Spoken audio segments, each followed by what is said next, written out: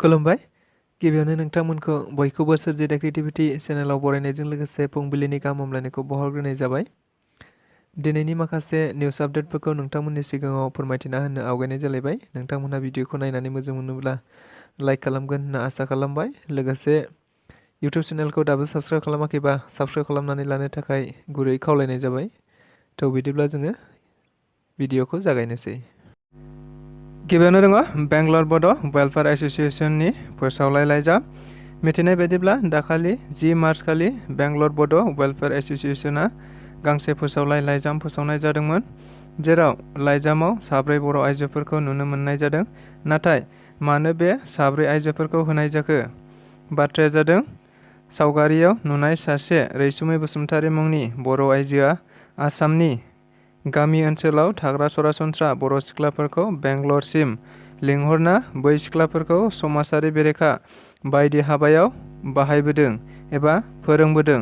लोगोसे बेंगलर बड' welfare association आफादा लाइजामाव फोसावबावनाय बायदिब्ला दाबो बे रैसुमै बसुमतारीया 2 बर' आइजोफोरखौ गावजों लोगोसे बहाबा लाखोमाना दोनखोमानानै दं।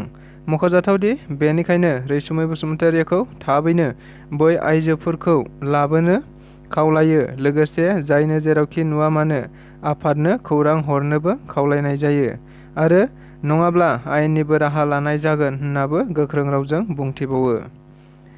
तरेन बर' बिथाङा साहित्य एकाडेमिनि सोद्रोमा महरै सायख'जाबाय।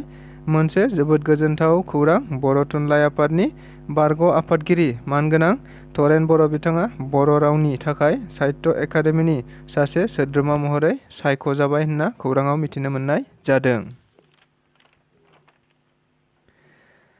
बिटिआरनि गाहाय मावफुं सोद्रोमाया गसाइगावनि श्रीरामपुराव दावबायहैदों।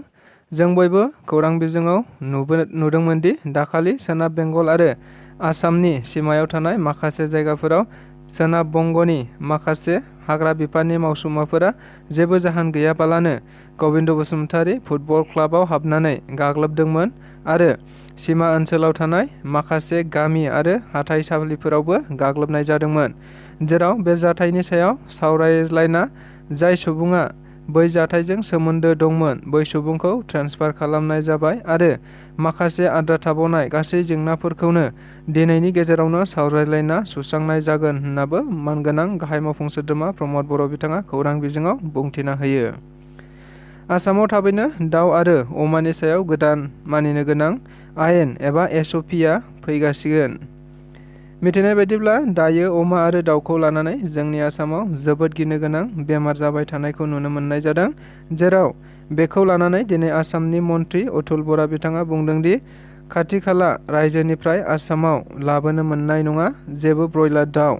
बेजों लोगोसे फाननायाव गोबां रोखोमनि मानिनो गोनां नियमफोर थागोन होननाबो बुंथिबावो। आली हुसैन आरो उद्दिनखौ सायख' होखारदों। गिबि मन्थ्रिनि मासियाव जिरायना गावनि मावनां हाबाखौ बावबाय हिमन्त बिश्व शर्माया बाथ्राखौ बुंदों एबिएमसुआ। लोगोसे आयेननि सासन खालामाखै गिबि मन्थ्रिया आरएसएसजों मोजां मोनजानोसो मुसलमानफोरखौ अयथासार खालामदों बायदि बायदि रावजों मैया आमसुनि मोनसे धर्ना हाबाफारिनि गेजेरजों हिमन्त बिश्व शर्मा बिथांखौ सोंखारिनाय जायो।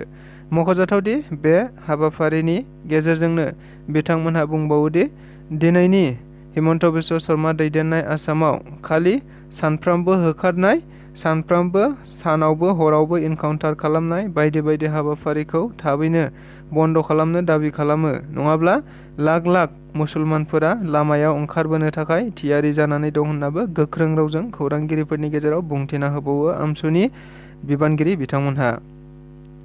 काजिगावआव 2 ड्राग्स जाग्राफोरखौ हमनो मोननाय जादों।